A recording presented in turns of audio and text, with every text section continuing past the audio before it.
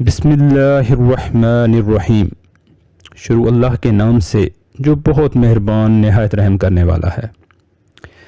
اگر یہ شک ہو جائے کہ کھانے میں کوئی زہریلی چیز پڑ گئی ہے تو اس کھانے میں سے ایک چمچ لے کر آگ میں ڈالیں۔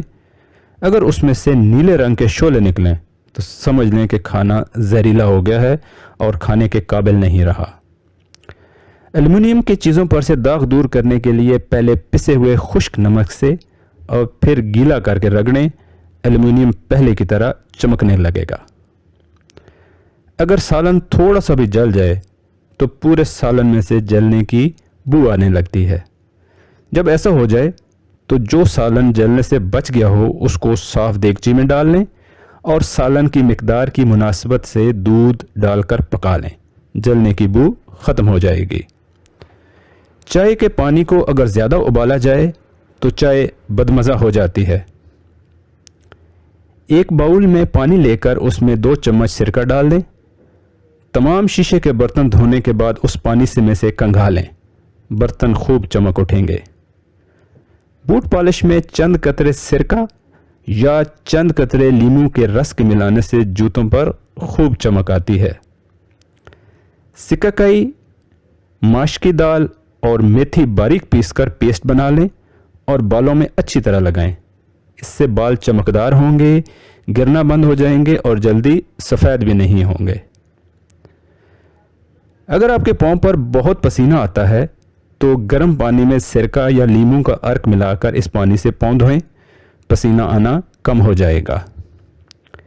نمک دانی میں چاول کے کچھ دانے ڈال دیں تو اس سے نمک نہیں جمے گا۔ لیموں کا رس نکالنے سے پہلے اسے 2-3 منٹ تک نیم گرم پانی میں بھگو دیں اور پھر اس کا رس نکالیں، دگنا رس حاصل ہوگا۔ کچن میں کھانا بناتے ہوئے خوشبو سارے گھر میں پھیل جاتی ہے۔ اگر ایک پیالی سفید سرکہ چولہے کے پاس رکھ دیں تو خوشبو نہیں پھیلے گی۔ دودھ کو ابل کر گرنے سے بچانے کے لیے اس برتن کے کنارے پر گھی یا مکھن مل دیں تو دودھ ابل کر باہر نہیں گرے گا۔ بچوں کو فیڈر سے دودھ پلانا ان کی صحت کے ساتھ ظلم ہے۔ ماں کا دودھ سب سے بہترین غذا ہے۔ اگر کسی طبی وجہ سے ڈبے والا دودھ پلانا ہو تو چھوٹی چمچ سے قطرہ قطرہ کر کے پلائیں۔ 1-2 دن ہی مشکل ہوگی، بچہ فوراً سیکھ جاتا ہے، حتیٰ کہ 3-4 مہینے میں کپ سے پینا سیکھ لے گا۔ اس پر عمل کریں، انشاءاللہ بچہ صحت مند رہے گا اور نپل فیڈر سے ہونے والی بہت سی بیماریوں سے بھی محفوظ رہے گا۔ چہرے پر دانے یا پھنسی نکل آئے تو برف کا ٹکڑا اس پھنسی پر تھوڑی تھوڑی دیر کے لیے رکھیں، پھنسی دور ہو جائے گی۔